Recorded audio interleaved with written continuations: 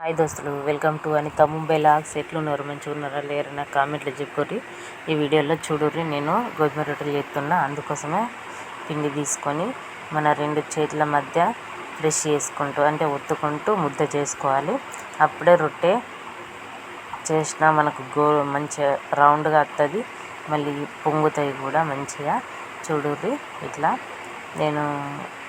నేనైతే ఇట్లా చేస్తా. చూడుర్రి ఎట్లా చేస్తున్నానో. ముద్ద తీసుకునేటప్పుడు మంచిగా ఒత్తి తీసుకోవాలా.